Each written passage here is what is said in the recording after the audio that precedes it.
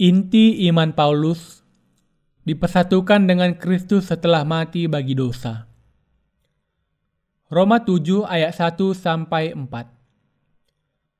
Apakah kamu tidak tahu, saudara-saudara, sebab aku berbicara kepada mereka yang mengetahui hukum, bahwa hukum berkuasa atas seseorang selama orang itu hidup? Sebab seorang istri terikat oleh hukum kepada suaminya selama suaminya itu hidup. Akan tetapi apabila suaminya itu mati, bebaslah ia dari hukum yang mengikatnya kepada suaminya itu. Jadi selama suaminya hidup, ia dianggap berzinah kalau ia menjadi istri laki-laki lain. Tetapi jika suaminya telah mati, ia bebas dari hukum, sehingga ia bukanlah berzinah kalau ia menjadi istri laki-laki lain. Sebab itu, saudara-saudaraku, kamu juga telah mati bagi hukum Taurat oleh tubuh Kristus, supaya kamu menjadi milik orang lain, yaitu milik Dia, yang telah dibangkitkan dari antara orang mati, agar kita berbuah bagi Allah. Pernahkah Anda melihat benang yang kusut? Kalau Anda mencoba memahami pasal ini tanpa mengenal kebenaran baptisan Yesus yang dipercayai oleh Paulus, iman Anda hanya akan lebih bingung dibandingkan dengan sebelumnya. Paulus mengatakan di dalam pasal ini bahwa karena semua orang memang berdosa di hadapan hukum Allah, manusia bisa datang kepada Yesus Kristus dan dilahirkan kembali hanya setelah mengalami kematian rohani. Kebenaran yang disadari oleh Paulus.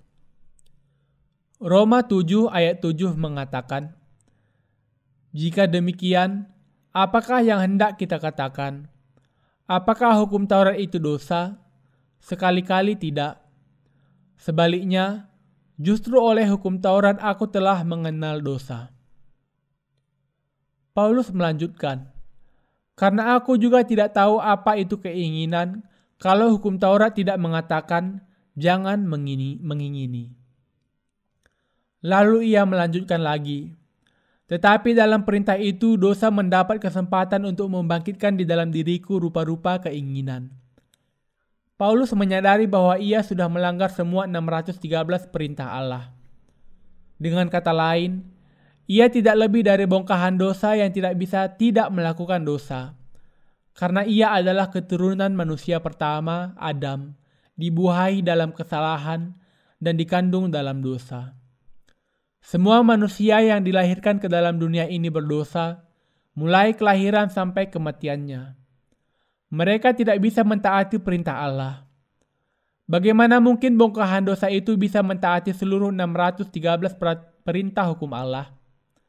Hanya kalau kita menyadari bahwa kita berdosa di hadapan hukum Allah, kita bisa datang kepada Yesus Kristus dan sampai kepada kesadaran bahwa kita bisa dibebaskan dari dosa melalui Yesus Kristus. Yesus Kristus menjadi kebenaran Allah. Ia membawa kepada kita kebenaran Allah ini melalui baptisannya oleh Yohanes dan darahnya di kayu salib.